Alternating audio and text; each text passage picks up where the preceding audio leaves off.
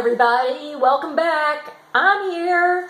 Okay, I'm back here on this is the second day of 6 sessions on a book I'm covering called The 7 Pillars of Health by Dr. Colbert.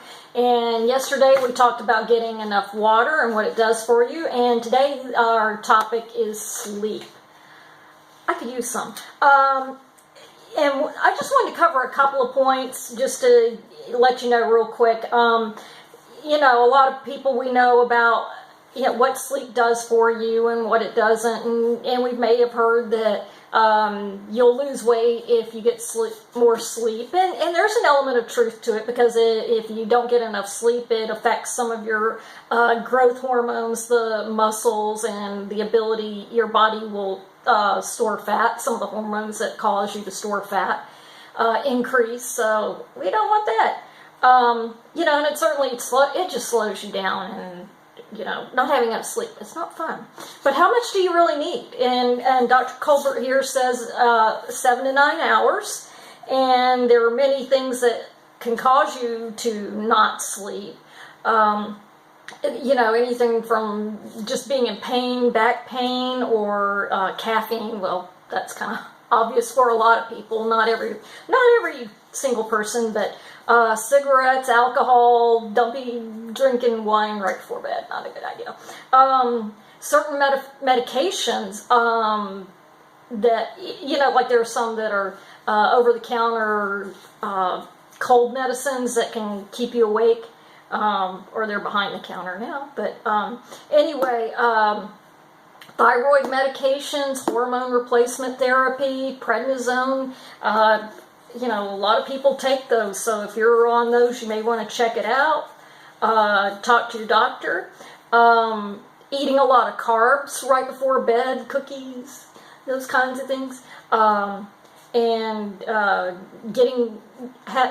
working out before bed, within 3 hours. So if you're trying to go to bed by 10, make sure you're done with your workout by 7 o'clock.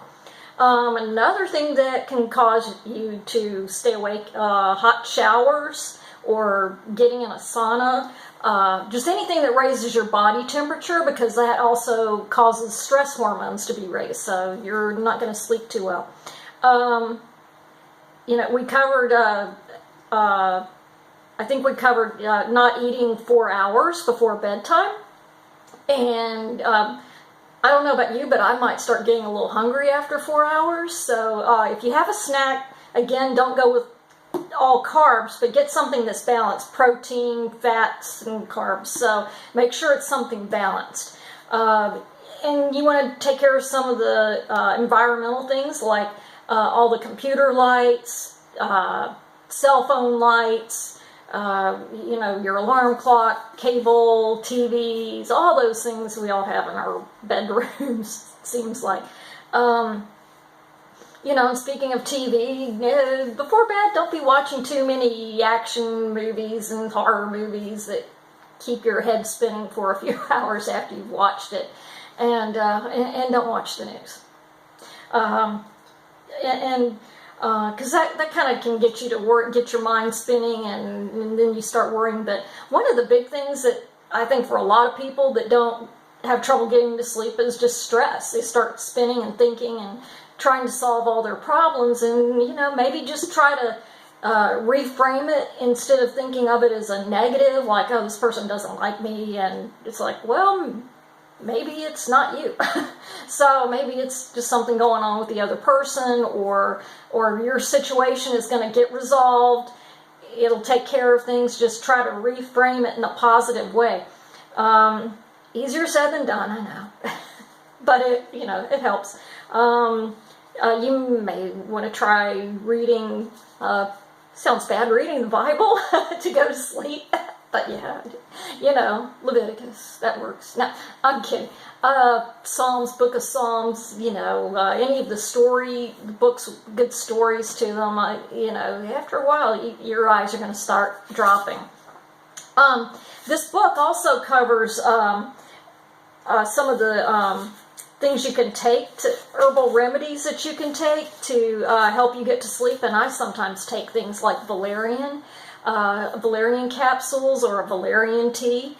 And you can pick up any of these at any drugstore. 5-HTP, L-theanine, melatonin. One thing this book talked about that I never knew is, sometimes I take melatonin tablets, and this book says that it only works when you have low levels in your body, but if you have the optimum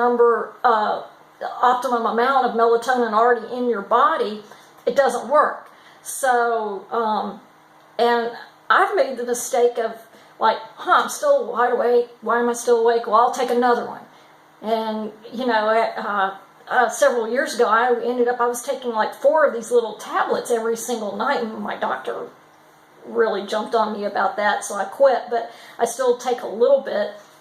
But I had no idea that if your levels are low, it won't work. So maybe you want to stay off of it a day here or there, just to kind of let the levels settle back down, but anyway, so that's the main thing that this book talks about. Certainly talks about getting some rest on Sundays or Saturday, whatever your day, but just take a day of rest. This goes back to the Bible times, and it's in there for a reason. It's for your good. I certainly have a challenge sticking with that myself. I try a little bit, but I'm trying better, and try to get some nap, a little 10-minute nap.